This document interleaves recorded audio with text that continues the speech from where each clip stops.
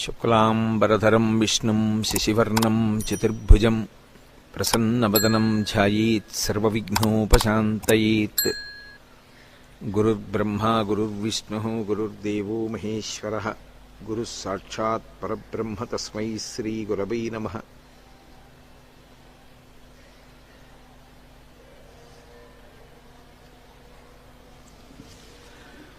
వ్యాసాయ విష్ణురూపాయ వ్యాసరూపాయ విష్ణవే నమో వై బ్రహ్మనిధయే వాసిష్ఠాయ నమో నమః. కూజంతం రామ రామీతి మధురం మధురాక్షరం ఆరుహ్య కవితాశాఖాం వందే వాల్మీకికోకిలం.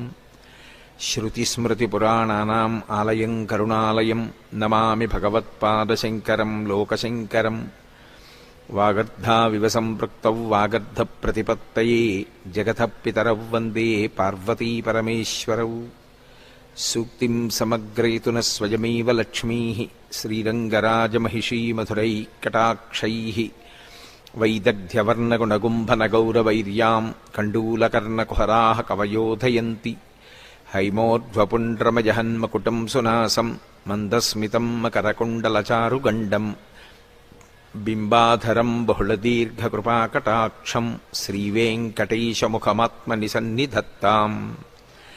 విమలపటి కమలకుటి పుస్తకరుద్రాక్షసస్తహస్తపుటి కామాక్షి పక్ష్మలాక్షి కలిత విపంచి విభాసి వైరించి.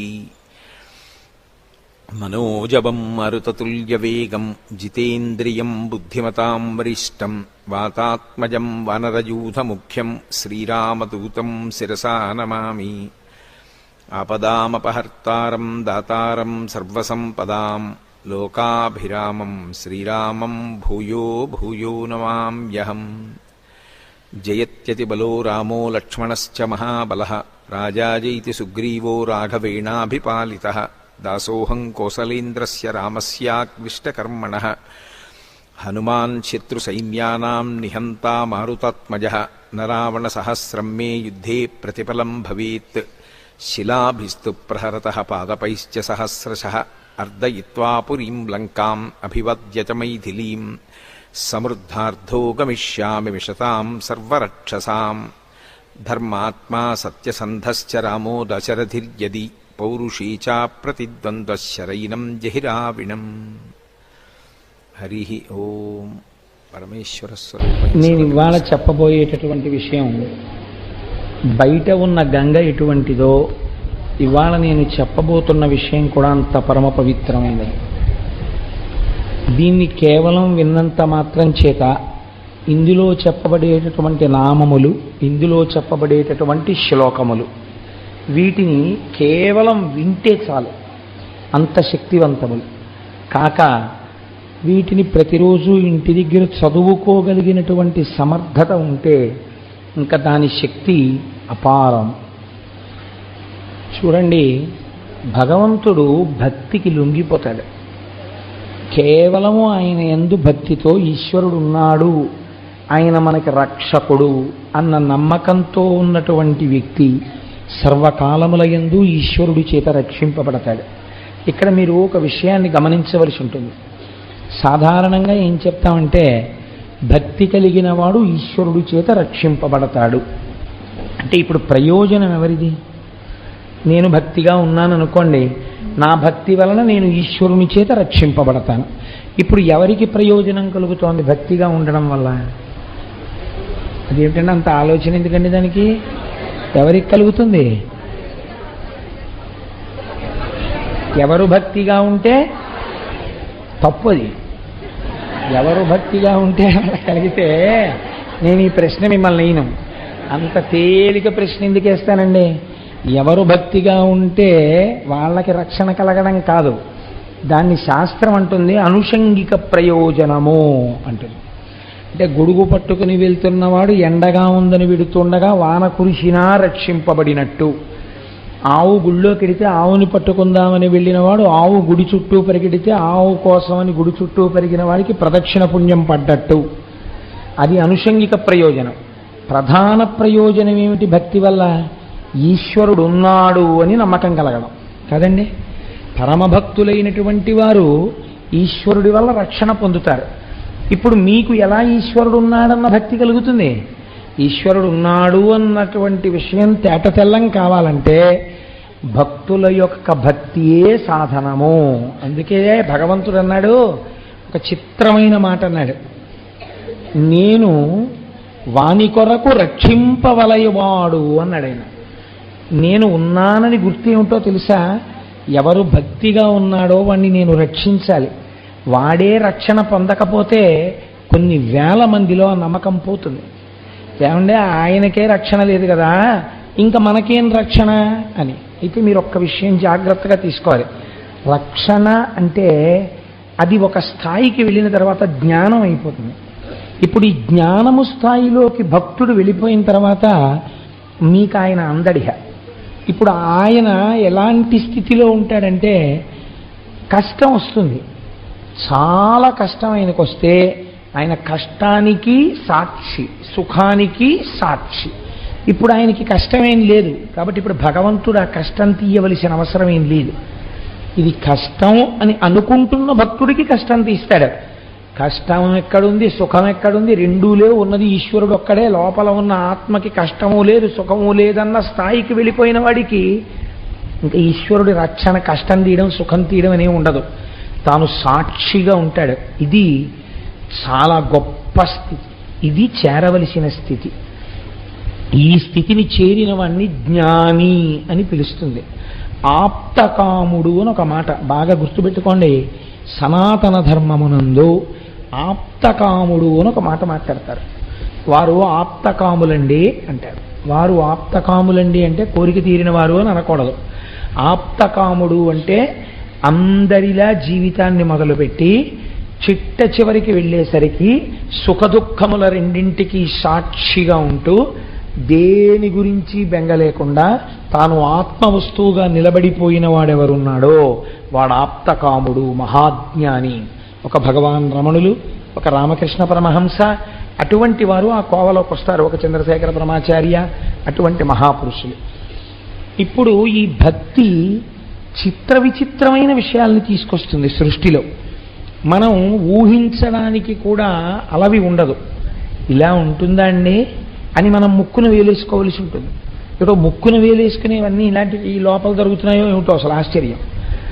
గతసారోసారి ముక్కును వేలేసుకోవాలన్నాను, కిరాతార్జుని ఇందులోకి వచ్చింది. అందుకని మనం ఊహకు కూడా అందవు అనుకున్న విషయాలు భక్తి చేత సాధింపబడుతుంటాయి. దీనివలన మనకి పూనిక కలుగుతుంది ఈశ్వరుడి యందు. ఇది ప్రథమ ప్రయోజనం. ఈ పూనిక మెల్లమెల్లగా పైకి ఎక్కిస్తుంది. మీరు చూడండి, ఒక పాదు యొక్క జీవితం, అది పాదు బాగా ఫలవంతం అవడం అన్నది ఎక్కడ మొదలవుతుంది అంటే కేవలం పాదు పుట్టడంతో మొదలు కాదు. ఆ పాదు అల్లుకోవడానికి ఒక దృఢమైనటువంటి పందిరి కావాలి. ఒక పందిరి దొరికిందనుకోండి అంటే ఆ పాదు ఇంకా చూసుకోక్కర్లేదు. ఆ పందిరంతా అల్లుకోవడమే దాని ప్రయోజనం. ఆ అల్లేసుకున్నప్పుడు ఆ పాదుని ఇలా చిందరవందర చెయ్యక్కర్లేదు. గళ్ళుగళ్ళుగా ఆ పందిరి కట్టగలిగినటువంటి నేర్పరితనం యజమానికి ఉంటే, రైతుకు ఉంటే, పందిరి మీద ఆకుని మీరు ఇలా ముట్టుకోకర్లా.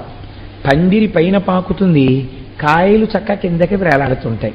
అసలు చూడగానే పందిరి ఎంత అందంగా ఉంటుందో, కాయ కావలసిన వాడు కాయని తుంపుతాడు తప్ప పందిరిని ముట్టుకోడు. మీకేం కనపడుతుందో తెలుసా అండి? అటువంటి పందిరిలో 3 కనపడతాయి. ఒకటి, అలా పాకినటువంటి పాదు యొక్క మొదలు, అది గట్టి పడిపోయినటువంటి మొదలొక్కటే కనపడుతుంది. బాగా అల్లుకోవడం చేత మీరు ఆ పందిరి కిందకెళ్ళి నిలబడితే పైకి చూసినప్పుడు వెలుతురు కనపడకుండుట, అంత గట్టిగా అల్లుకుంటుంది. మూడవది, ఆ పందిరి కాయల మధ్యలో ఉన్న గళ్ళల్లోంచి కిందకి దిగుట. ఆ పందిరిలో ఎక్కడ ఉన్నాయనుకోండి మళ్ళీ మీరు పీకియాలి పందిరిని. ఇప్పుడు ఈ పందిరి ఒక్కసారి అలా వెయ్యగలిగితే ఇంకా పాదు జీవితం అదృష్టమే కదండి. అలా గురువు లోకంలో చేసేటటువంటి చాలా గొప్ప విషయం ఏమి, సదాశివ సమారంభాం అని కదా అంటాం. శంకరుడు గురువుగా ఎక్కడైనా అంటే నా ఉద్దేశ్యం, శంకరుడు మీరు బాగా ఆలోచించవలసిన రీతిలో ఇలా జ్ఞానాన్ని అందించేటట్టుగా పరమ రాక్షసులైన వాళ్ళని చంపకుండా జ్ఞానులుగా మార్చాడా? అలా మారిస్తే అది చమత్కారం కదండి, అసలు చాలా ఆశ్చర్యం కదా. అప్పుడు వాడి జీవితం పందిరైంది. గురువు ఈ పందిరి వెయ్యాలి. గురువు యొక్క లక్షణం ఏంటంటే, పాదు రేపు బాగా కాయాలంటే పందిరి ఒక్కటి జాగ్రత్తగా వేసి తీగని పందిరి మీదకి పెట్టేస్తే, అందించేస్తే చాలు, ఇంకేం లేదు. ఏం చేయాలంటే రోజు మొదట్లో చెంబుడు నీళ్లు వస్తుండాలి. అలా అవతల వారి మనస్సు ఈశ్వరుణ్ణి అల్లుకునేటందుకు వీలుగా అందమైనటువంటి పందిరిని నిర్మాణం చెయ్యాలి. ఈ పందిరి ఈశ్వరుడి పట్ల ఆభిముఖ్యము, ఇది సత్యమే, ఇది మనం వినాలి, ఇది తెలుసుకోవాలి, ఇది ఆచరించాలి అనేటటువంటి బుద్ధి భక్తుని యందు కలిగేటట్టుగా ముందు గురువు నడవాలి. గురువుకు ఆ నడువడి లేదనుకోండి, యజమానే పందిరే లేదనుకోండి, పాది ఏం చేస్తుంది? గురువుకే లేదనుకోండి అటువంటి నడువడి. కేవలం నోటి మాట చెప్తే దానివల్ల ఎవరిని అనుసరిస్తాడు శిష్యుడు? గురువును అనుసరించడానికి గురువు దగ్గర ఏది అది చాగబుద్ధి. కనుక పందిరి వెయ్యగలగాలి, నీళ్లు మొదట్లో పొయ్యగలగాలి. ఎప్పుడు నీళ్లు పోసినా ఆది వస్తువు ఏదో ఆ ఈశ్వరుడి గురించే మాట్లాడుతుండాలి. ఎటువైపుకి వెళ్ళిపోతుండండి, మళ్ళీ అక్కడికి వచ్చేయాలి. చూశారా ఈశ్వరుడు అంటుండాలి. అది బాగా బలం అవుతుంది పాదుకి. అంతేగాని మీరు పందిరంతా నీళ్ళు వేయాలి ఏంటంటే పందిరి బలంగా ఉండడానికి. పందిరి మొదట్లో నీళ్లు పోస్తే చాలు, చక్కటి కుదురు కట్టి నీళ్లు అటు ఇటు పోకుండా రోజు చెంబుడు నీళ్లు. గురువుగారు తన దగ్గరికి వచ్చిన వాళ్లతో రోజు ఈశ్వరుడు యందు పూనిక కలిగేటట్టుగా చక్కగా 4 మాటలు చాలు. ఆ పందిరి కావలసినన్ని ఫలాలను ఇచ్చేస్తుంది.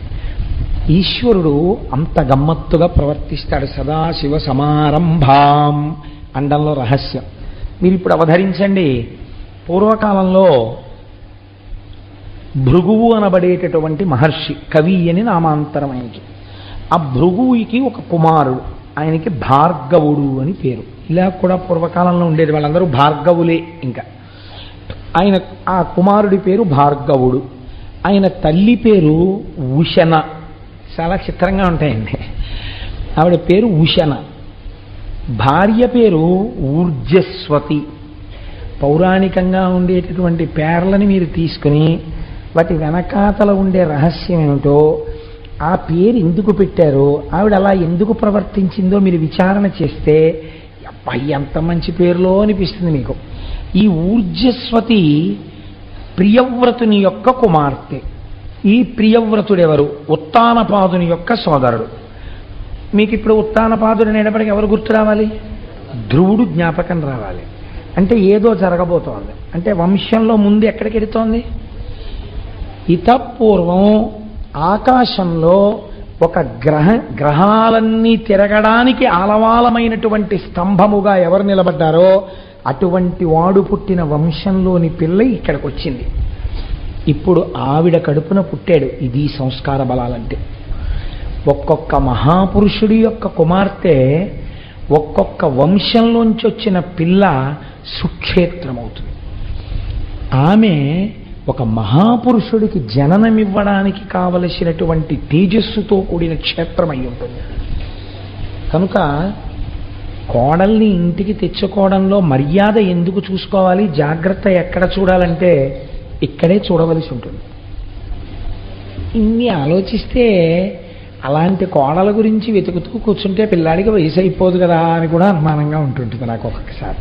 సరే, ఇప్పుడు నాకు అంత తొందరగా అవసరం ఏం లేదనుకోండి, కాబట్టి నేను నిదానంగా ఆలోచించుకోవచ్చు, హడావిడేం లేదు. కాబట్టి ఇప్పుడు ఆమె ఊర్జస్వతి. ఊర్జస్వతి భృగువు యొక్క భార్య.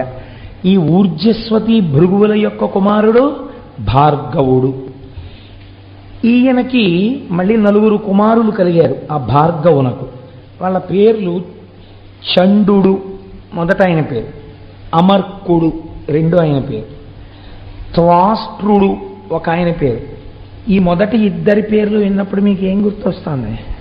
చండు, అమర్కుడు. వీళ్ళిద్దరే రాక్షస జాతికంతటికీ గురువులు. ప్రహ్లాదోపాఖ్యానంలో ప్రహ్లాదుడికి పాఠాలు నేర్పిన రాక్షస గురువులు చండు, అమర్కుడు. కాబట్టి ఇప్పుడు ఈ పైన భార్గవుడు ఎవరు మీరు పట్టేసేయగలగాలి. చండామర్కులవా ఇద్దరు కూడా ఎవరి కొడుకులు? శుక్రాచార్యులు వారి కొడుకులు. ఈయనకి మరి శుక్రుడన్న పేరు ఎలా వచ్చింది? భార్గవుడు కదా, అంటే బిరుదునామం అయి ఉండాలి. అసలు పేరుని బిరుదునామం కప్పేసింది. అంత కీర్తి ఎక్కడి నుంచి వచ్చింది మీరు విచారణ చేయవలసి ఉంటుంది. ఇప్పుడు చండుడు, అమర్కుడు, త్వాష్ట్రుడు, ధరాత్రుడు నలుగురు కుమారులు పుట్టారు. ఈయనకి ఒక కోరిక పుట్టింది భార్గవుడికి. ఇది సృష్టిలో చాలా చిత్రమైనటువంటి కోరిక. మీరు ఇతపూర్వం పురాణం విన్నప్పుడల్లా ఒక విషయాన్ని రోజు వింటున్నారు. ఎవడైనా రాక్షసులు సాధారణంగా ఏం కోరుతారు? అయ్యా నీ చచ్చిపోకూడదంటారు. నీ చచ్చిపోకూడదంటే వాడి ఉద్దేశం ఏమిటంటే ఆత్మకి చావు లేదు కాబట్టి ఇంకేం చచ్చిపోకూడదు, శరీరం చచ్చిపోకూడదు అంటే బ్రహ్మగారు అంటారు అలా కుదరదు, ఇంకో మాట చెప్పండి అంటారు. అంటే వాడు ఏదో పెద్ద లిస్టు చెప్తాడు. చెప్తే బ్రహ్మగారు అంటారు తథాస్తు అంటారు. వెంటనే మహానుభావుడు శ్రీమన్నారాయణుడు దానికి మినహాయింపు వచ్చేటట్టుగా ఒక అవతారం తీసుకుంటాడు. తీసుకుని సంహరించేస్తాడు. ఇది అడిగిన వాడు ఉండడు, వెళ్ళిపోతాడు. ఈ మధ్యలో కొంత అల్లరి చేస్తాడు వాడు మొదటి కన్ను ఏమిటంటే దేవలోకం మీదకి వెళ్ళిపోతూ ఉంటాడు, తెస్తుంటాడు. ఇంతే కథ, ఎక్కడికి వెళ్ళినా అంతే. కాబట్టి ఇంత తపస్సు చేసి చచ్చిపోకూడదని కోరేవాళ్ళు రాక్షసులు. ఋషులు తపస్సు చేసి ఇంకా మేము పుట్టకూడదంటారు. వాళ్ళు దీనికి విరుద్ధం అడుగుతారు, ఇంకా మేము పుట్టకూడదు. ఇంకా మళ్ళీ పుట్టడం అంటే ఏంటి? శరీరం పుచ్చుకోకూడదు. శరీరం పుచ్చుకోకూడదంటే వాళ్ళు ఏమవ్వాలి? మోక్షం పొందాలి, అంటే ఈశ్వరుల్లో కలిసిపోవాలి.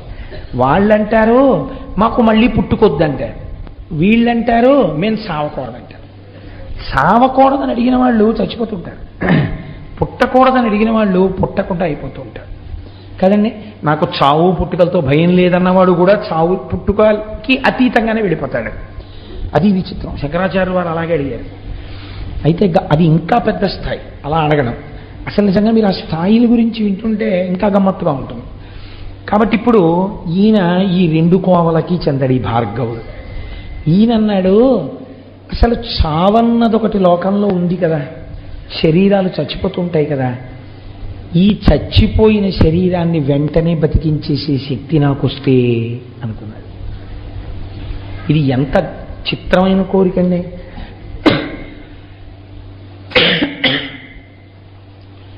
డాక్టర్ చదివేవాళ్ళు కూడా చచ్చిపోకుండా ఉంచేయడం కోసం మేము చదువుతున్నామని చెప్పరు. దేనికి చదువుకుంటారు అంటే అలా ఉంచితే డాక్టర్లు చచ్చిపోతున్నారు కదండి, అది మరీ దారుణం కదా. అలా డాక్టర్లు మాత్రం చంపకుండా చావకుండా ఉంచగలరు ఏమిటి? చావకుండా చావు వచ్చే లోపల వచ్చే బాధ పెట్టే రోగాల్ని ఈశ్వర స్వరూపంతో తగ్గించేసి బాధ తగ్గిస్తారు. బాధ తగ్గించగలిగిన వాడు ఈశ్వరుడైతే ఆ ఈశ్వర రూపంలో వైద్యుడున్నాడు కాబట్టి వైద్యో నారాయణో హరి ప్రథమో దైవ్యో భిషక్. ఈయన చిత్రమైన కోరికోటి వచ్చింది ఈయనకి. ఇలా చచ్చిపోయిన వాడిని నేను వెంటనే ఓ మంత్రం వేయగానే వాడు బతకాలి. ఇప్పుడు ఆయన ఏం కోరుకుంటున్నట్టు లోకంలో? ఆయన ఓ ప్రతి సృష్టి చేస్తూ ఉంటాడు. ఆయన సృష్టి క్రమంలో బ్రహ్మగారి ఇన్నేళ్లు బతకాలి అంటే దాని ఉద్దేశం ఏంటి? ఆ తర్వాత చచ్చిపోవాలని. బ్రహ్మగారు రాసిన రాతని తిరగరాస్తాడనమాట ఈయన. ఇప్పుడు నేను ఆ స్థాయికి ఎదగాలి. నాకు మృత సంజీవని అంటే చచ్చిపోయిన శరీరాన్ని మళ్ళీ పుట్టించాలి నేను. ఎలా? మళ్ళీ ఇంకో శరీరంతో పుడితే బ్రహ్మగారి గొప్పతనం. అలా కాదు, ఏ శరీరంతో చచ్చిపోయాడో అక్కడ మళ్ళీ వాడు పుట్టియాలి. మళ్ళీ అదే శరీరంతో అంతే వయస్సులో అంతే ముడతలు పడిన శరీరంతో అంత బలంతో వాడు చచ్చిపోతే మళ్ళీ అంత బలంతో వాడు పుట్టియాలి. అలా నేను చెయ్యగలనా? ఇప్పుడు ఈ కోరిక పుడితే ఆయన ఆలోచించాడు, నాకు ఈ కోరిక ఎవరు తీరుస్తారు? ఈ కోరిక తీర్చడానికి సృష్టికర్తగా ఉన్నవాడు, స్థితికర్తగా ఉన్నవాడు, ప్రళయకర్తగా ఉన్నవాడు వాడు బ్రహ్మము. వాడు కదా సృష్టి చేస్తున్నాడు, నిలబెడుతున్నాడు, లయం చేసేస్తున్నాడు, మళ్ళీ సృష్టి చేస్తున్నాడు. వాడు మళ్ళీ ఇంకో రూపంలో సృష్టిస్తున్నాడు ఇదే జీవుణ్ణి. కానీ ఇప్పుడు నేను ఆ బ్రహ్మము యొక్క అనుగ్రహంతో ఇంకొక మెట్టు ముందుకెళ్ళాలి. ఎలా పడిపోయిన వాడిని అలాగే మళ్ళీ పుట్టించగలగాలి, బతికించగలగాలి. ఆ శక్తి ఎక్కడి నుంచి వస్తుంది? ఇవి చేసేవాడెవడో వాడి దగ్గర నుంచే రావాలి. వాడు తొందరగా ఎక్కడ తపస్సు చేస్తే ప్రీతి పొందుతాడు? కాశీపట్టణంలో తపస్సు చేస్తే ప్రీతి పొందుతాడు, అక్కడే ఉంటాడు కాబట్టి నేను అక్కడికి వెడతానన్నాడు. వెళ్ళి ఇప్పుడు ఈయన కాశీపట్టణం వెళ్ళి తపస్సు మొదలెట్టాడు. ఇప్పుడు ఈయన ఎందుకు తపస్సు మొదలుపెట్టాడో శంకరుడికి తెలుసా తెలియదా? తెలుసు ఖచ్చితంగా. ఎటువంటి తపస్సు చెయ్యడం మొదలుపెట్టాడు? రాక్షసపరమైనటువంటి తపస్సు ఆయన చేయలేదండి. కాశీలో ఒక శివలింగాన్ని ప్రతిష్ఠ చేశాడు ఆయన. ప్రతిష్ఠ చేసి దానికి ప్రతిరోజు 1000 మార్లు అభిషేకం చేసేవాడు. ఒకరోజు సూర్యాస్తమయం నుంచి మరునాడు సూర్యాస్తమయం వరకు, సూర్యోదయం వరకు, సూర్యోదయం నుంచి సూర్యోదయం వరకు. ఎందుకని? ఈశ్వరుడికి షట్కాల పూజ ఉంది శివార్చనలో. కాబట్టి ఆయన సూర్యోదయం నుంచి మళ్ళీ సూర్యోదయం లోపల ఒక 1000 మార్లు అభిషేకం చేసేవాడు. అందులో తప్పకుండా ఆయన 3 వాడేవాడు. ఇదే అభిషేకానికి ఉన్న గొప్పతనం. మొదటిది పంచామృతములను వాడాడు. ఆ పంచామృతముల యొక్క శక్తే వేరండి అసలు. ఎప్పుడైనా మీకు వీలైనప్పుడు పంచామృతములు అభిషేకము అని ఒక ఉపన్యాసం చెప్తాను. పంచామృతాలు వాడాడు. 2 శుద్ధ జలం వాడాడు. ఎందుకని? పంచామృతాలు వాడాడు అంటే శుద్ధ జలం వాడాడు అని అర్థం. అభిషేకం చేసేటప్పుడు ఒక పదార్థాన్ని వాడి రెండో పదార్థాన్ని శివలింగం మీద వెంటనే పోస్తే అది అపచారం.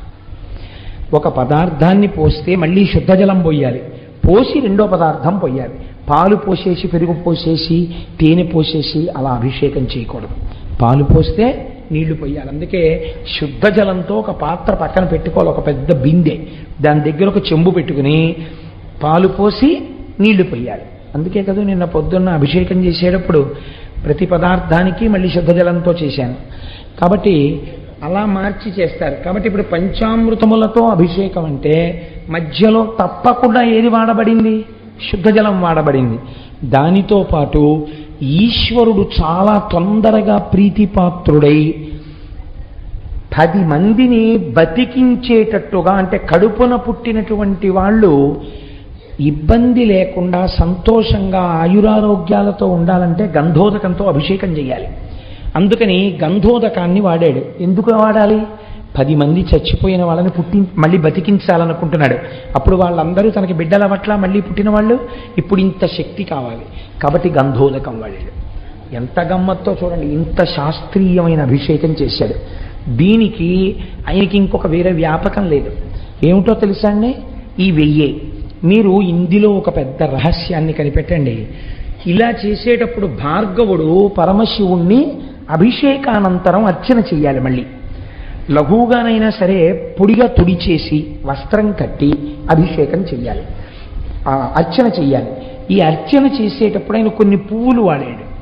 ఇందులో నేను మీకు చెప్తాను, మనకి బాగా అందుబాటులో ఉన్నప్పటికీ మనం ఎప్పుడూ పరమశివుణ్ణి అసలు వాటితో అర్చన చేయము. కారణమేమి? మనకి పౌరాణిక జ్ఞానము లేకపోవటయే. మనకి తెలీదు. ఎంతసేపు పళ్ళరసాలు తెస్తాం కానీ అసలు శివుడికి వీటితో చేస్తే తొందరగా ప్రీతిపాత్రుడవుతాడని మనకి తెలియదు. ఇప్పుడు వినండి ఆ జాబితా. సంపంగి పూలు చేస్తామనుకోండి, పోని ఉమ్మెత్త పూలు తక్కువ, గన్నేరు పూలు వాడుతుంటారు, తామర వాడతాం, కొండగోగు తక్కువ, జాజి వాడతాం, కడిమి పువ్వు దొరకడం కూడా చాలా కష్టం. కడిమి పువ్వు సాధారణంగా వాడడం. అలాగే పొగడ పువ్వు వాడుతూ ఉంటారు, కలువ పువ్వు వాడుతూ ఉంటారు, మల్లె పువ్వు వాడతారు, కమలములు వాడతారు, సురపొన్న పూలు అక్కడక్కడ వాడతారు, దర్భాగ్రములు. ఇవాళ మేము అభిషేకం చేస్తున్నామండి. అభిషేకం తర్వాత అర్చన చేయడానికి దర్భాగ్రములు సిద్ధం చేసుకున్నాము అన్న వాళ్ళ ఎంతమంది ఉన్నారో నాకు చూపించండి. శివాభిషేకం చేసిన తరువాత కొత్త దర్భలు తీసుకొచ్చి వాటి తలుక చివుర్లు తుంపి ఒక ఆకులో వేసుకుని చక్కగా శివనామాలు చెప్తూ ఆ దర్భాగ్రములతో పూజ చేయాలి శంకరుడికి. ఎందుకు చెప్పండి అలా పూజ చేయడం? దాని వెనకాతల ఒక పెద్ద రహస్యం ఉంది. ఒక మంత్రం చెప్తుంటారు. ఆ మంత్రం చెప్పినప్పుడు గడ్డిపరకని అలా ముట్టుకుంటే, గడ్డిపరక అంటే దర్భ, ఆ దర్భని ఇలా ముట్టుకుంటే సర్వ పాపములు నశించిపోతాయి. అందుకే సీతమ్మ తల్లి రావణాసురుడితో మాట్లాడేటప్పుడు గడ్డి పరకని పెట్టడానికి కారణం అదే. పరపురుషుడు, కామంతో చూస్తున్నవాడు, రాక్షసుడు భర్త పక్కన లేనప్పుడు ఆయనతో మాట్లాడుతోంది కాబట్టి ఆ పాపం పోవడం కోసమని గడ్డి పరక పెట్టి మాట్లాడేది ఆవిడ. కాబట్టి దర్భాగ్రములు, మామిడి చిగుళ్ళు తీసుకొచ్చి శివలింగానికి పూజ చేయాలి. మామిడి చిగుళ్లతో పూజ చేశామండి. నాకు తెలిసి సభలో, నాకు తెలిసి ఉండొచ్చు మహాత్ములు, కానీ చాలా మార్లు దగ్గరగా ఇప్పటికే 100 మాటలు 200 మాటలు దాటిపోయిందేమో నాకు తెలిసి లక్షపత్రి పూజ చేస్తూ ఉంటారు. వెంకయ్యమ్మ గారు ఈ సభలో ఉన్నారా? దుర్వాంకురం అంటే దర్భల యొక్క చివుళ్ళు దర్భలంత పెరిగిన వాటిని తెచ్చుకోలేకపోతే చక్కగా ఏ మలమూత్రములు విసర్జింపబడని చోట పెరిగినటువంటి గడ్డి యొక్క చివుర్లు లేదా గడ్డి, మనం విఘ్నేశ్వరుడికి పూజ చేస్తాం కదండి, అటువంటి దుర్వాంకురములు. ఎలా ఉండేవాడు అలా ఉంటేనే లోకానికి సంతోషంగా ఉంటుంది. ఇప్పుడు ఈ విశ్రాంతి ఎంత ప్రమాదం తెచ్చిందో ఓసారి చేతులు తీసి చూడన్నారు. ఆవిడ చేతులు తీసేటప్పటికి ఏమైందో తెలుసా అండి? సూర్యచంద్రౌచ నేత్రే వందే శంభుముమాపతిం సురగురుం వందే జగత్కారణం వందే పన్నగభూషణం మృగధరం వందే పశూనాం పతిం వందే సూర్య శశాంక వన్నినయనం. సూర్యుడు, చంద్రుడు, అగ్నిహోత్రము 3 కనులై ఉన్నాయి. ఇవి 3 శక్తి స్వరూపంతో అమ్మవారు పరాచికానికి మోస్తే సమస్త బ్రహ్మాండములు చీకటైపోయాయి. అన్ని ప్రాణులలో వేడి తగ్గిపోయింది, అంటే లయం అయిపోయే స్థితి వచ్చేసి. ఇప్పుడు ఇది జరగకూడని ప్రళయ ప్రకృతి. ఇంత చీకటి ఒక భయంకరమైనటువంటి లయకాల స్థితిలోకి వెళ్ళిపోయింది లోకం. ఇది ఎవ్వరు ఊహించనిది.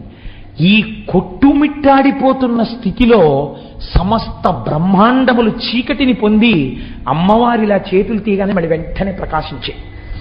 ఈలోగా హఠాత్తుగా జరిగిన ఈ సందర్భం ఒక ఉపాధి స్వరూపాన్ని పొందేసి శివచేష్టితముగా అంధకారం వలన పుట్టినవాడు కాబట్టి కళ్ళు లేకుండా నల్లటి పిల్లాడోడు పుట్టి ఏడుపు మొదలెట్టాడు.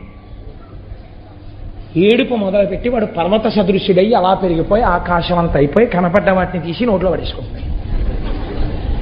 వీడెవరండో అంటే అమ్మవారు, నీ కొడుకే అన్నారు.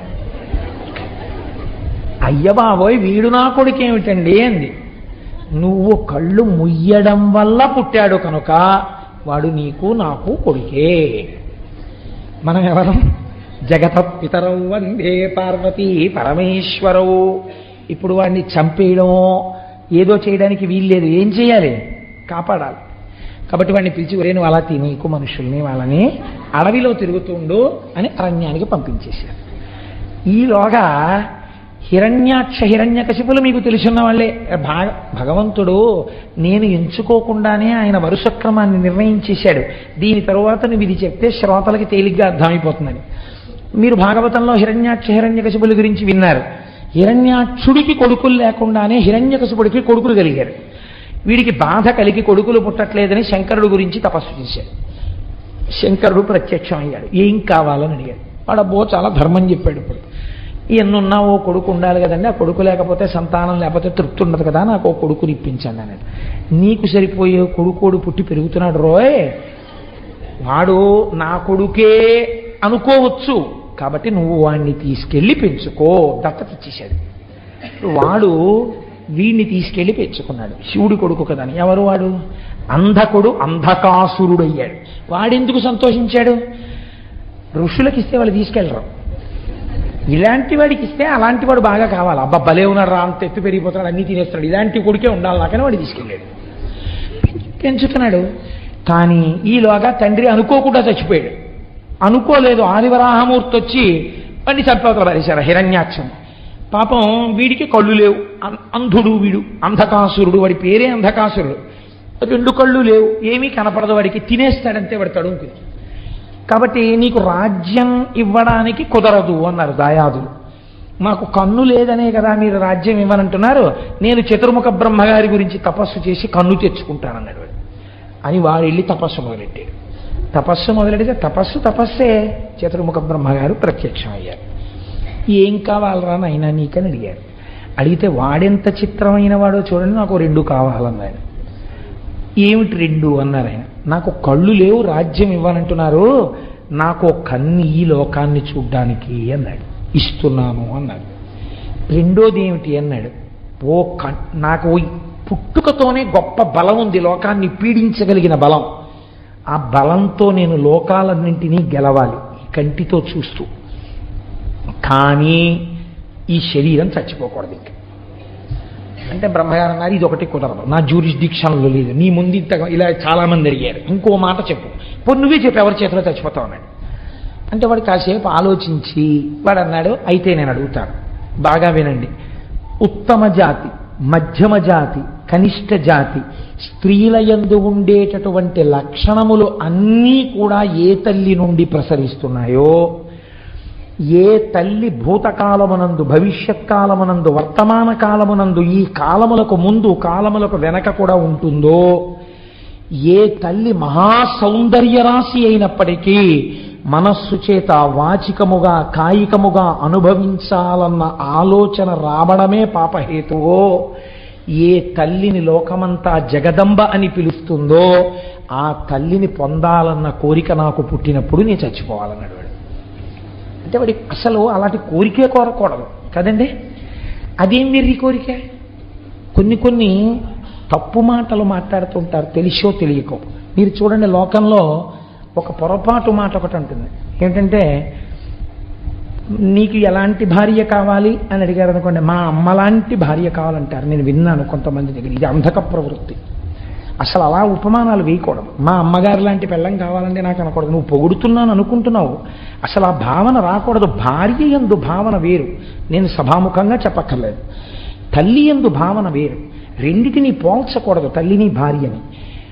మీరు చక్కగా వినయ విధేయతలతో మా నాన్నగారిని మా అమ్మగారు ఎలా అనువర్తిస్తుంటారో అనువర్తించుట యందు అటువంటి వినయ బుద్ధి కలిగినటువంటి భార్యని మా అమ్మ తప్పకుండా నిర్ణయించగలదు మా నాన్నగారు.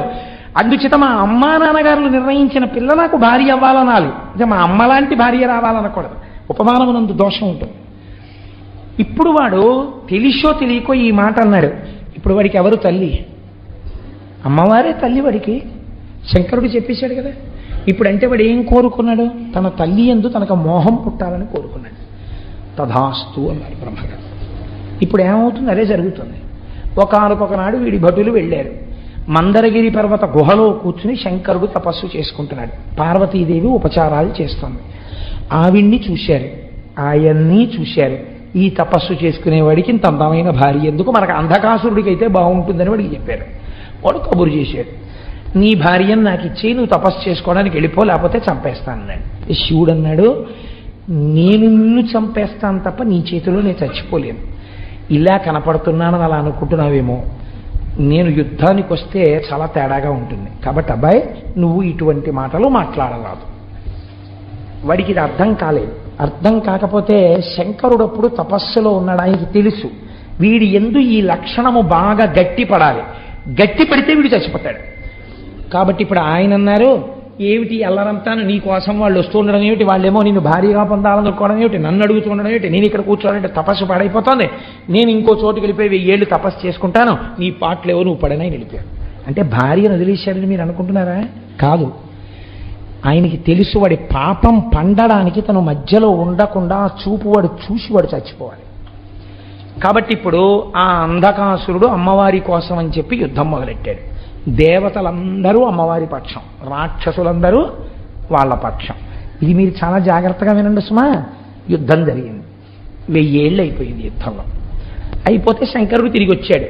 ఏమి ఇంకా అవలేదా, ఈ గొడవ తేలలేదా, ఇంకా వాడేం అయిపోలేదా అన్నాడు. ఇంకా అవలేదు, అవుతోంది గొడవ, యుద్ధం జరుగుతోంది మా మధ్య అన్నాడు. ఇంతలో ఒక చిత్రం జరిగింది. విఘసుడు అని ఒక రాక్షసుడు బయలుదేరాడు. వాడు నందీశ్వరుడి దగ్గర నుంచి చతుర్ముఖ బ్రహ్మగారి వరకు దేవతలందరినీ మింగేశాడు. వాడు నోట్లో పడేసుకుని. ఇప్పుడు వాళ్ళందరూ వాడి కడుపులో తెలిపారు. ఏడి నందీశ్వరుడు అని అడిగాడు ఆయన. మింగేశాడు విఘసుడు అన్నాడు. ఇలాంటి రాక్షసులు కూడా ఉన్నారన్నమాటని శంకరుడు తన త్రిశూలంతో వాడి పొట్ట మీద పొడిచి నొక్కితే దేవతలందరూ మళ్ళీ నోట్లోంచి బయటపడ్డారు. బయటపడి మళ్ళీ వాళ్ళు శంకరుడి పక్షానికి వచ్చి యుద్ధం మొదలెట్టారు. ఇలా యుద్ధం మొదలు పెడితే వచ్చిన ఇబ్బంది ఏం లేదండి, కానీ ఒక్కటే ఇబ్బంది వచ్చింది. శంకరుడు దేవతా సైన్యము పొడుస్తూ ఉండడం, చంపుతూ ఉండడం. అబ్బే ఆయన ఇచ్చిన వరంతోనే ఈ పని చేస్తే బాగుంటుందా బాగుండదా అని ఆలోచించి నేను రాక్షసులకు గురువును కదా చేయకపోతే బాగుండదని ఈ శుక్రాచార్యులు వారు వచ్చి మృత సంజీవని మంత్రం వేస్తూ ఉండడం. ఇందువల్ల యుద్ధం అవ్వట్లేదు.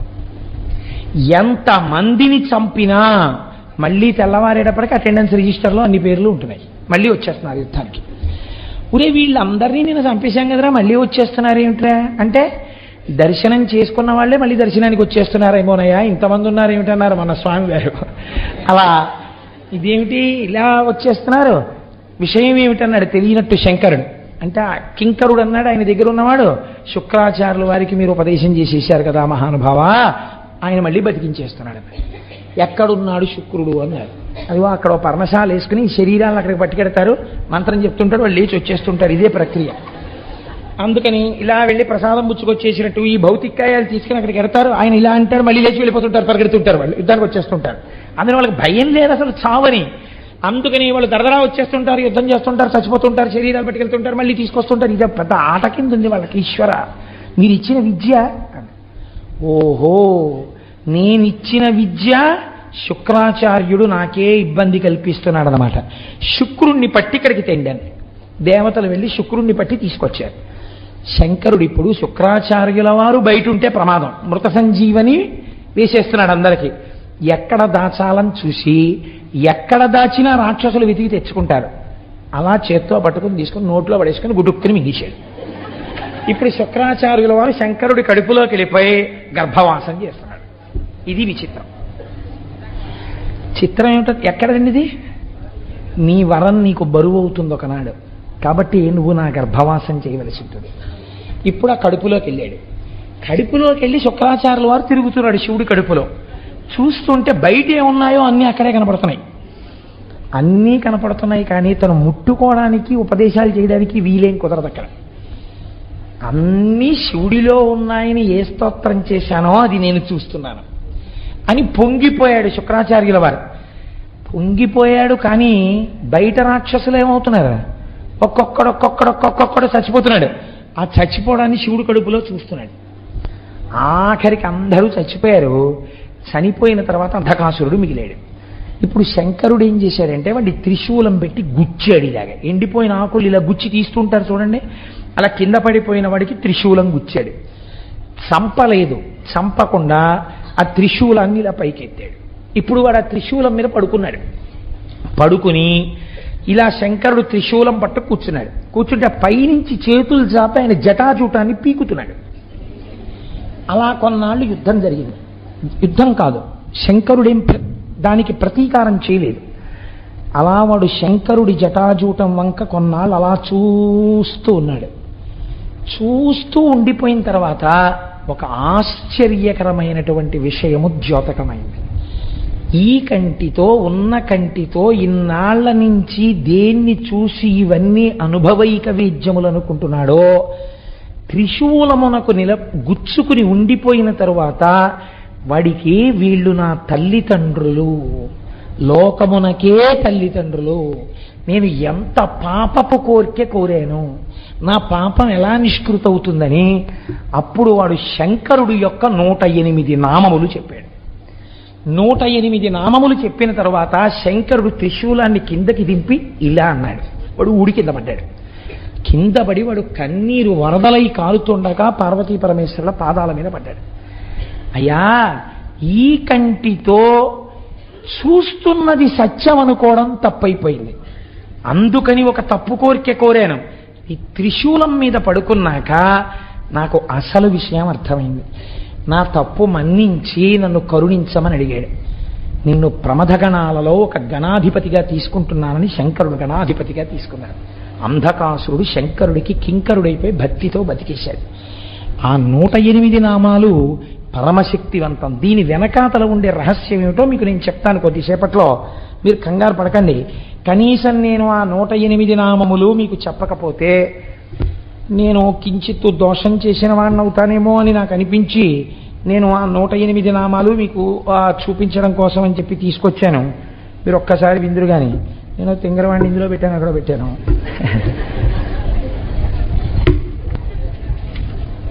మీరు భక్తి శ్రద్ధలతో 108 నామాలు వినండి చాలు, నమస్కరిస్తూ.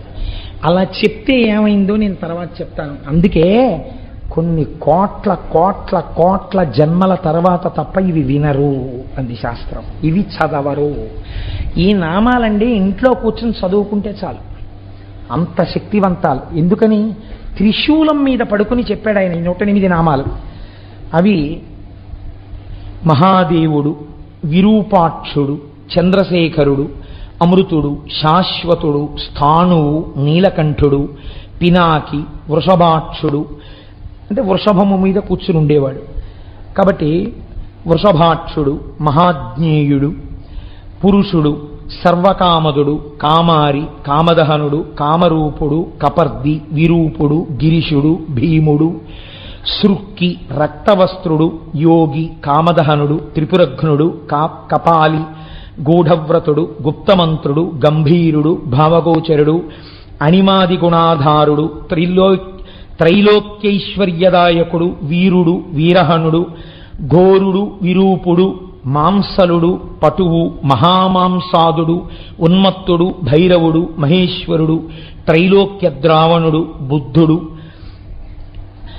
లుబ్ధకుడు, యజ్ఞసూదనుడు, ఉన్మత్తుడు, కృత్తివాసుడు, గజకృత్తి పరిధానుడు, క్షుబ్ధుడు, భుజంగభూషణుడు, దత్తాలంబుడు, వీరుడు, కాశినీ పూజితుడు, అఘోరుడు, ఘోరదైత్యఘ్నుడు, ఘోరఘోషుడు, వనస్పతి రూపుడు, భస్మాంగుడు, జటిలుడు, శుద్ధుడు, భేరుండక తసేవితుడు, భూతేశ్వరుడు, భూతనాథుడు, పంచభూతాశ్రితుడు, ఖగుడు, క్రోధితుడు, విష్ణురుడు, చండుడు, చండీశుడు, చండికాప్రియుడు, చండుడు, తుంగుడు, గరుత్మంతుడు, అసవభోజనుడు, లేలిహానుడు, మహారౌద్రుడు, మృత్యువు, మృత్యు అగోచరుడు, మృత్యువు, మహాసేనుడు, శ్మశానవాసి, అరణ్యవాసి, రాగస్వరూపుడు, విరాగస్వరూపుడు, రాగాంధుడు,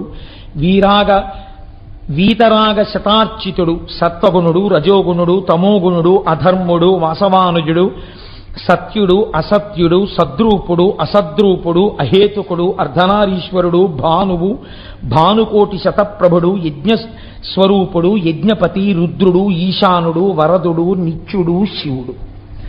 ఇవి 108 నామములు. త్రిశూలం మీద పడుకుని ఆయన చెప్పినటువంటి పరమపావనమైన నామములు. ఇందులో ఉండేటటువంటి రహస్యాన్ని మీరు అర్థం చేసుకోండి. మనందరం కూడా పార్వతీ పరమేశ్వరుల యొక్క బిడ్డలమే. కానీ మనకి ఉన్నటువంటి బ్రహ్మదత్తమైన నేత్రము, సృష్టి అందియబడిన నేత్రము దేనికి ఉపయోగపడుతోంది?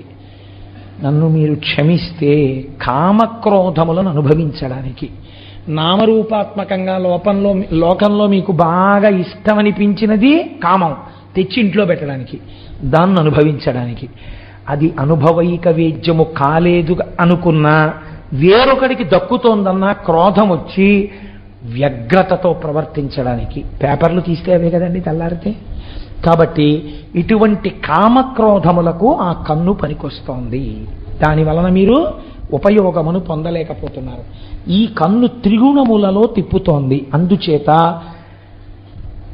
ఎటువంటి స్థితిని పొందుతున్నాం మనం అంటే, కామమునకు వశులమై హద్దులేని స్థితిని పొందడమే ఆయన అడిగినటువంటి వరం.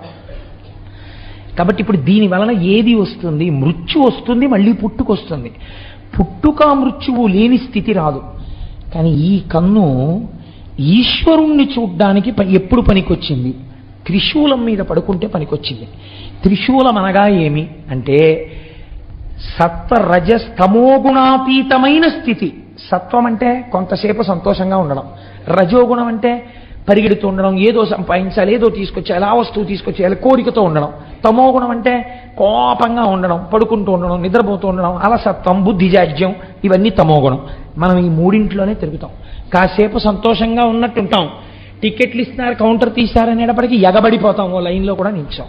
అప్పుడు మనని రజోగుణ ప్రకోపం, అక్కడే దెబ్బలాడుకోవడం తమో గుణ ప్రకోపం, ఆ తర్వాత మైకట్టుకుని ఎవరో అరిస్తే లైన్లో నించోవడం సత్వగుణం. కాబట్టి ఏమైంది, నిన్న దెబ్బలాడుకున్న వాళ్ళే మర్నాడు పూజకు పట్టుపంచ కట్టుకుని వచ్చి ఎంతో భక్తి ప్రపత్తులతో పూజ చేస్తాడు. ఏమనుకోవాలి, సత్వగుణం. మీరు కావలసిన కోరిక కోరుకోండి అని అనడమే భయం. నీ పాదముల యందు అచంచలమైన భక్తి నిమ్మనడం, ఏదో కోరికలు కోరుతాడు, రజోగుణం. ఈ 3 గుణములలో తిరగకుండా 3 గుణములకు ఆధారమైనటువంటి నిర్గుణం ఒకటి ఉన్నదే, అది శుద్ధ సత్వమును కూడా దాటిన స్థితి, అది త్రిశూలం.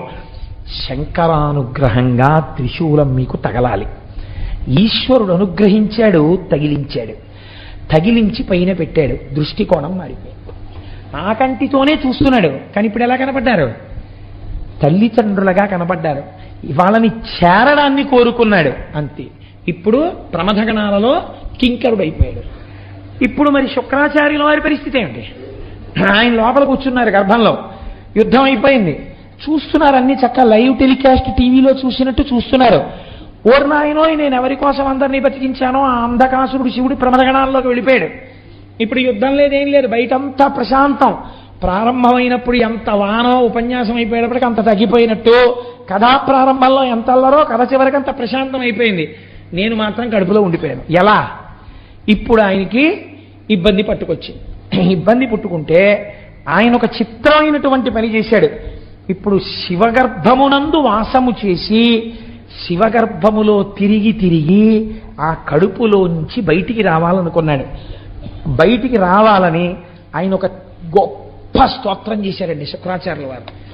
శాస్త్రం అంటుంది, ఈ స్తోత్రం చదివిన, ఈ స్తోత్రం విన్నా అటువంటి వాళ్ళందరూ ఈ జన్మలో మళ్ళీ శంకరుణ్ణే చేరుతారు అని చెప్పింది. కాబట్టి అంత పరమ పవిత్రమైనటువంటి స్తోత్రము. మీరు ఆ స్తోత్రాన్ని అవతరించండి. ఆయన లోపల కూర్చుని రకరకాల తత్వానుసంధానంతో శంకరుణ్ణి పిలిచాడు పేర్లతో. ఆయన అన్నాడు, ఓం నమస్తే దేవేశాయ. ఎవరైనా ఎదురుగుండా కూర్చుని చేస్తారు, ఈయన ఎక్కడ చేస్తున్నాడు, ఆయన కడుపులోనే కూర్చుని చేస్తున్నాడు, ఆయనకి వినపడతాను. ఓం నమస్తే దేవేశాయ సురాసుర నమస్కృతాయ భూత భవ్య మహాదేవాయ హరిత పింగళ లోచనాయ బలాయ బుద్ధిరూపిణే వైయాఘ్రవసనచ్ఛదాయ ఆరణేయాయ త్రైలోక్య ప్రభవే ఈశ్వరాయ హరాయ హరినేత్రాయ యుగాంతకారణాయానలాయ గణేశాయ లోకపాలాయ మహాభుజాయ మహాహస్తాయ శూలినే మహాదంస్త్రినే కాలాయ మహేశ్వరాయ అవ్యయాయ కాలరూపిణే నీలగ్రీవాయ మహోదరాయ గణాధ్యక్షాయ సర్వాత్మనే సర్వభావనాయ సర్వగాయ మృత్యుహంత్రే పారియాత్ర సువ్రతాయ బ్రహ్మచారిణే వేదాంతగాయ తపోంతగాయ పశుపతయే వ్యంగాయ శూలపాణయే వృషకేతవే హరయే జటినే శిఖండినే లకుటినే మహాయశసే భూతేశ్వరాయ గుహావాసినే వీణాపణనతాలవతే అమరాయ దర్శనీయాయ బాలసూర్య నిభాయ శ్మశానవాసినే భగవతే ఉమాపతయే అరిందమాయ భగస్యాక్షిపాతినే. శ్మశానవాసినే అంటే గుర్తుపెట్టుకోండి, ఈ లోకమంతా ప్రాణులన్నీ భస్మైపోతే కదండి ఉంది, అందుకని లోకమంతా మహాశ్మశానమే, అది దాని అర్థం. అంతటా శివుడు నిండి ఉన్నాడని, అంతేగాని శ్మశానంలో కూర్చున్నాడని కాదు దాని అర్థం. ఒకవేళ ఉన్న అందరూ వదిలి వెళ్ళిపోయే చోట ఆయన ఒక్కడే ఉన్నాడు మనకి స్వాగతం చెప్పి కౌగిలించుకోవడానికి. కాబట్టి శ్మశానవాసిని భగవతే ఉమాపతయే అరిందమాయ భగస్యాక్షిపాతిని పూష్టో దశనాశనాయ క్రూరకర్తకాయ పాశహస్తాయ ప్రళయకాలాయ ఉల్కాముఖయాగ్నికేతవే మునయే దీప్తాయ నిశాంతపతయే ఉన్మయతే జనకాయ చతుర్థకాయ లోకసత్తామయాయ వామదేవాయ వాగ్దాక్షిణ్యాయ వామతో భిక్షవే భిక్షురూపిణే జటినే స్వయం జటిలాయ శక్రహస్త ప్రతిస్తంభకాయ వసూనాం స్తంభకాయ క్రతవే క్రతుకరాయ కాలాయ మేధావినే మధుకరాయ చలాయ వానస్పత్యాయ వాజసనేతి సమాశ్రయ పూజితాయ జగద్ధాత్రే జగత్కర్త్రే పురుషాయ శాశ్వతాయ ధ్రువాయ ధర్మాధ్యక్షాయ త్రివర్త్యమనే భూత భావనాయ త్రినేత్రాయ బహురూపాయ సూర్యాయుత సమప్రభాయ దేవాయ సర్వతూర్య నినాదినే సర్వబాధా విమోచనాయ బంధనాయ సర్వధారిణే ధర్మోత్తమాయ పుష్పదంతయాపి భాగాయ ముఖాయ సర్వహరాయ హిరణ్యస్రవసే ద్వారిణే భీమాయ భీమపరాక్రమాయ ఓం నమో నమో నమో నమో నమస్తే నమః అని శంకరుడి కడుపులో కూర్చుని శంకరుణ్ణి ఉద్దేశించి స్తోత్రం చేశాడు. శంకరుడు ఎంత ప్రీతి పొందాడంటేట, ఒక్కొక్కనాడు తండ్రికి కొడుకు ఇబ్బందికరంగా పరిణమిస్తాడు. అయినా నువ్వు నా కుమారుడవి, నిన్ను నా గర్భవాసం చేయించాను, హద్దు లేకుండా వరాన్ని ఉపయోగించడం ఎంత ప్రమాదానికి వెడుతుందో తెలుసుకున్నావు కదా. దీనివల్లే కదండి తర్వాత కచదేవయానులది కూడా వచ్చింది. మళ్ళీని ఆఖరికి ఎక్కడికి వెళ్ళిపోయింది శుక్రాచార్యుల వారి కథ. ఆయన శిష్యుణ్ణి కాల్చి బూది చేసి బతికిస్తాడేమోనని ఆయనతో తాగించేశారు. మళ్ళీ కూతురు కోసం ఆ కచుణ్ణి బతికించవలసి వస్తే కడుపులో ఉన్నటువంటి వాడికి ఉపదేశం చేసి బయటికి వచ్చాక నేను చచ్చిపోతాను రా, మళ్ళీ నువ్వు నన్ను బతికించని చెప్పవలసి వచ్చింది. కోరరాని కోర్కెలు కోరి తెచ్చుకుంటే బరువై కూర్చుంటాయి. కాబట్టి అయినా రక్షణ పొందాడంటే దేనివల్ల తెలుసా అండి? శివకుమారుడిగా బతకడం వల్ల. కాబట్టి ఇప్పుడు శంకరుడు అన్నాడు ఈ స్తోత్రానికి మెచ్చుకుని, నిన్ను నా కుమారుడిగా బయటికి తెప్పిస్తాను. సాధారణంగా లోకమునందు ఒక పురుషుని యొక్క తేజస్సు హృదయ స్థానము నుండి కదిలి కుమారుడిగా మారడానికి ఆ తేజస్సు వెడుతుంది. కాబట్టి నువ్వు కూడా అలాగే కదిలి అటువంటి మూత్రావయవము నుంచి బయటపడేదవుగాక అని శుక్రకణం ఎట్నుంచి వస్తుందో అటువైపు నుంచే బయటపడేటట్టుగా విసర్జించాడు. ఉత్పత్తి యందు శుక్రకణం వెళ్ళేటటువంటి ఆ నాళంలోంచి బయటికి వచ్చి శివుడి యొక్క కుమారుడు కలిగితే ఏ నాళములోంచి బయటికి రేతస్సు వెళ్ళాలో అలా బయటపడినవాడు. కాబట్టి ఈశ్వర శుక్రనాళములోంచి బయటికి వచ్చిన మహాపురుషుడు కనుక, అటువంటి వాడు సృష్టిలో ఇంకొకడు లేడు కనుక భార్గవుడన్న పేరు పక్కకెళ్ళిపోయింది, శుక్రాచార్యుడన్న పేరు ప్రకాశించింది.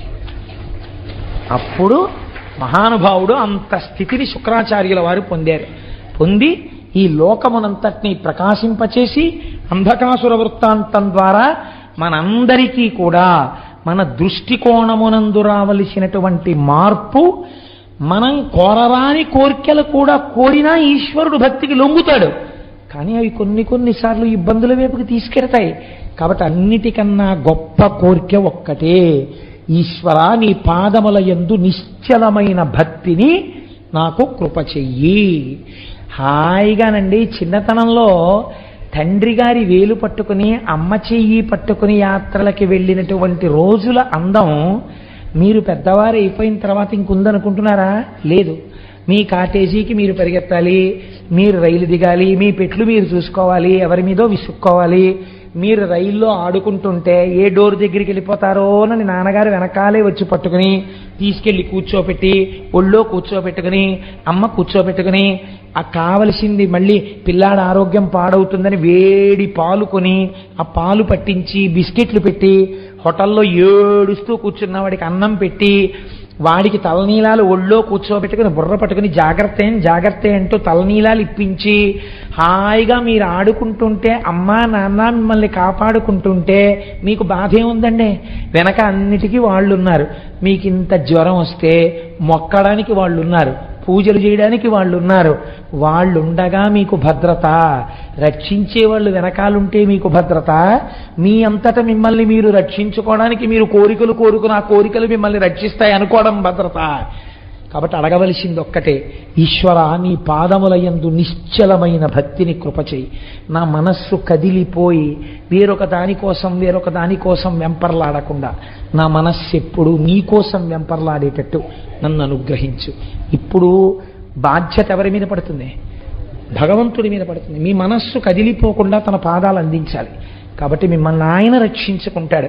అందుకే శంకరులు అంటారు, ఎప్పుడు అడగవలసినా మనం ఒక్కటే అడగాలి, ఈశ్వర మీ పాదముల యందు చెక్కు చెదరని నిశ్చల భక్తిని కృప చెయ్యి. మీకు ఆ భక్తి కలిగి మీరు ఆ భక్తితో ఉన్నప్పుడు మీరు ఎందుకు పాడైపోతారండి? ఈశ్వరుడే మిమ్మల్ని రక్షించుకుంటాడు. తల్లిదండ్రులు పిల్లలు పాడైపోతే ఒప్పుకుంటారా? ఎలా కాపాడుకుంటారు?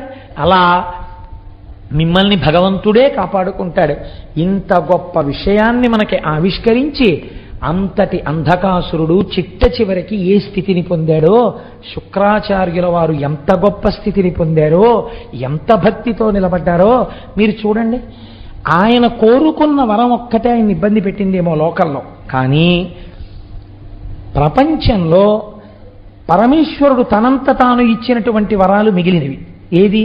శుక్రస్థానం ఇచ్చాడు, దేదీప్యమానం చేసింది. నీవు ఉదయించే వేళలో ధర్మకార్యం జరిగితే ప్రకాశిస్తుందన్నాడు, పనికొచ్చింది. వివాహం జరిగితే ఉపయోగపడుతుందన్నాడు, పనికొచ్చింది.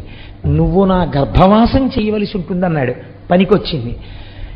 నిన్ను దాటి ఎవ్వరూ వెళ్ళరన్నాడు, పనికొచ్చింది. నువ్వు లోకపూజితుడు అవుతావన్నాడు, పనికొచ్చింది. నువ్వు తపస్సు చేసిన చోట శుక్రేశ్వరుడై నేను వెలుస్తానన్నాడు, పనికొచ్చింది. ఇందులో స్నానం చేసి నక్తం చేస్తే పుత్రులు పుడతారన్నారు, పనికొచ్చింది. నీ యందు భక్తితో ఉంటే పిల్లలు పుడతారన్నారు, పనికొచ్చింది. ఇబ్బంది పెట్టింది ఏదైనా ఉంటే తనంత తాను కోరుకున్నది ఒక్కటే పెట్టింది. కాబట్టి మీకు నాకు ఏమర్థం అవ్వాలి? మనంత మనం ఏమీ కోరక్కర్లేదు. ఎప్పుడైనా మీరు కోరిక కోరుకోండి అంటే ఏ కోరిక కోరాలని దాని అర్థం? నీ పాదముల యందు చెక్కు చెదరని నిశ్చల భక్తిని కృప చేయదుగాక. మహానుభావుడు జగద్గురువులు కనుక, దయార్ద్ర హృదయుడు కనుక, శంకరుడు శంకరులుగా వచ్చారు కనుక శంకరులు ఇదే చెప్తారు, నరత్వందేవ తన్నగవన మృగత్వం మశకత పశుత్వం కీటత్వం భవతు విహగత్వాది జననం సదా త్వత్పాదాబ్జస్మరణ పరమానందలహరి విహారాసక్తం చిద్ధ్రూ దయమిహ కింతేన వపుషా. నాకు ఏ శరీరం వస్తుందన్న దాని గురించి నాకు బెంగలేదు. నాకు కావలసింది ఏమిటో తెలుసా శంకర? ఏ శరీరంలో ఉన్నా నీ పాదముల యందు భక్తి. ఆయన ఒక ఏకంగా శరీరాల స్థాయిలో మాట్లాడారు. దూర్జటన్నాడు, లోకుల్నంగని మెచ్చని ఎలుగని లోలోన నిందించని చీకాకున్బడని మహాత్ముడనని జేలొగ్గని మూకీభావమునం తిట్టని త్రోయని నీ కారుణ్యము కలిగి ఉండినను అంతే చాలునో శంకరా అన్నాడు. ఇవి మనం నేర్చుకోవలసినవి. ఆయన అనుగ్రహం ఉందా? పవి పుష్పంబగు అగ్ని మంచగు నాకోపారం భూమి స్థలంబగు శత్రుండతిమిత్రుడౌ విషము దివ్యాహారమౌ నెన్నగా అవనీ మండలి లోపలన్ శివ శివేచ్ఛాభాషనోల్లాసకిన్ శివా నీ నామము సర్వవశ్యకరమౌ శ్రీకాళహస్తీశ్వర. మీరు తెలిసో తెలియకో ఆ నామాన్ని రాసేటప్పుడు కాయిక కైంకర్యం అవుతుంది. చెయ్యి పట్టుకుంటుంది, కాళ్ళు రాయడానికి వీలుగా కూర్చుంటాయి, శరీరం వంగుతుంది, కళ్ళు చూస్తాయి, పెన్నుని వేళ్లు పట్టుకున్నాయి, శ్రీ శివ అని లోపల ఉచ్చరిస్తున్నారు. పైకి అంటే ఫలితం తక్కువ, లోపలంటే ఫలితం ఎక్కువ. కాబట్టి ఇప్పుడు పైకి అనకుండా శ్రీ శివ అనుకుంటూ రాస్తున్నారు. లోపలంటున్నారు మానసిక వాచిక కాయిక కైంకర్యములు 3 జరిగిపోయాయి. ఇప్పుడు ఒక్క శ్రీ శివ పుస్తకంలో ఎంత శక్తి ఉంది! అలాంటివి ఒక 5 కోట్ల శ్రీ శివ పుస్తకం తయారై ఒక స్తూపంలో పెట్టామనుకోండి, ఇప్పుడు ఆ స్తూపం ఏమవుతుందో తెలుసా అండి? అపారమైన శక్తి కేంద్రం అయిపోతుంది. ఇప్పుడు ఇది ఎవరికి పనికి వస్తుంది? ఎవరు రాశారో తెలియదు, పుస్తకాలన్నీ లోపల ఉన్నాయి. ఊళ్ళో ఎవరికైనా ఇబ్బంది వచ్చిందనుకోండి, వెళ్ళి ఆ శివస్తూపం చుట్టూ ప్రదక్షిణం చేస్తారు. శక్తికి ఒక లక్షణం ఉంటుంది, అది ప్రసరణం జరుగుతుంది. ఇప్పుడు విద్యుత్ ఉందనుకోండి, పరిగెడుతుంది ప్రవాహం. ఇప్పుడు ఆ లోపల ఉన్న శక్తి పైకి తరంగముల కింద వ్యాప్తి చెంది ఉంటుంది. మీరు ఆ తరంగములలోకి వచ్చి నిలబడి తిరుగుతున్నారనుకోండి, ఏ ఆలోచన చేస్తే మీకు ఆ కష్టం పోతుందో అలా కష్టం పోయే శక్తి అందులోంచి మీ మనస్సులోకి ప్రవేశించి ఆ నిర్ణయం వేపదు బుద్ధిని మారుస్తుంది. కాబట్టి ఊళ్ళో ఉన్న వాళ్ళని రక్షించుకోవడానికి పరమాత్మ పేరు రాసి స్తూపం కట్టుకోవాలి కదా. రామనామం ఎంత గొప్పదో శివనామము అంతే గొప్పది. శివుడు రాముడని రెండు లేవుగా, ఇప్పుడేగా విన్నారు మీరు మహానుభావుడు చేసినటువంటి స్తోత్రం. ఆ శుక్రాచార్యుల వారు గరుత్మంతుడవు కూడా నువ్వే అని చెప్పారు. ఉన్నది ఒక్కటే పదార్థం.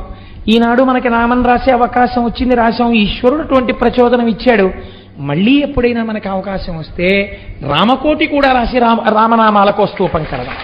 మనకి రామనామం మీద పరమ ప్రీతి. రామనామం అంటే పొంగిపోతాం. మనకేం శివనామమే రాయాలి, రామనామం రాయకూడదని మనకేమీ భేషజాలు లేవు. ఇవాళ ఈశ్వరుడు మనకు ఆ ప్రచోదనం ఇచ్చాడు, శివనామం రాస్తున్నాం. రేపు ఈశ్వరుడు మళ్ళీ ప్రచోదనం ఇస్తే ఈ స్తూపం కాదండి రామనామ స్తూపం కూడా కడదామండి అని మీ అందరూ సంతోషపడ్డారనుకోండి. నిన్న ఎందరో ప్రాంగణంలో కూర్చుని శ్రీ శివ రాస్తుంటే ఎంత సంతోషించానో నేను. ఎంత చక్కగా వీళ్ళందరూ ఆ పుస్తకాన్ని టైం వేస్ట్ అవ్వకుండా ఎలా రాసుకుంటున్నారా అనిపించింది. చక్కగా ఆ పుస్తకాలన్నీ స్తూపంలో వేస్తాం. ఇవాళ ఈశ్వరుడు ఆలోచన ఇచ్చాడు.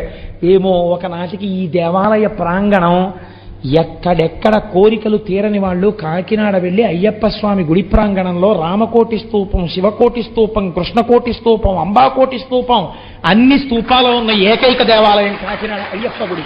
వెళ్ళి ప్రదక్షిణాలు చెయ్యండి అని పిల్లల్ని పంపుతారేమో. పంపి పిల్లలు కూడా ప్రదక్షిణాలు చేసి శివస్తూపానికి, శక్తి స్తూపానికి, రామస్తూపానికి ప్రదక్షిణం చేసి వచ్చి పెళ్లిపీటల మీద కూర్చోండని, లేకపోతే పసుపు బట్టలు కట్టుకోగానే ఇక్కడికి తీసుకొచ్చి స్తూపాలకి ప్రదక్షిణాలు చేసే రోజులు దగ్గరలో ఉన్నాయేమో. ఎంతమంది పసుపు బట్టలతో రావాలో ఈ గుడికి రాబోయే కాలంలో. కనుక మనందరం వినడం, చక్కగా దాన్ని ఆచరణలో పెట్టుకోవడం. మీరు విన్నారు కదా ఇప్పుడు శివానుగ్రహం అంటే ఎలా ఉంటుందో, శుక్రుడు ఏ స్థాయికి వెళ్ళగలిగాడు, అంధకాసురుడు సావవలసిన వాడు ప్రమదగణాల్లోకి వెళ్ళిపోయాడు. అది ఏ దృష్టికోణం మారడం వల్ల అటువంటి శాశ్వతత్వాన్ని పొందాడో అది మనం గ్రహించవలసినటువంటి నీతి. గ్రహించి ఆచరణాత్మకం చేసుకున్న నాడు మనం ధన్యులం అవుతాం. మనకి అటువంటి శక్తి ఈశ్వరుడి నిర్హేతుక కృపా కటాక్ష వీక్షణముల చేత ఆయన మనకిచ్చి రక్షించుగాక అని ప్రార్థన చేస్తూ రేపటి రోజున కూడా ఒక మహోత్కృష్టమైనటువంటి విషయాన్ని ఆవిష్కరించే ప్రయత్నం చేస్తాను. మంగళాశాసనపరై మదాచార్య పురోగమై సర్వైశ్చ పూర్వైరాచార్యై సత్కృతాయాస్తు మంగళం.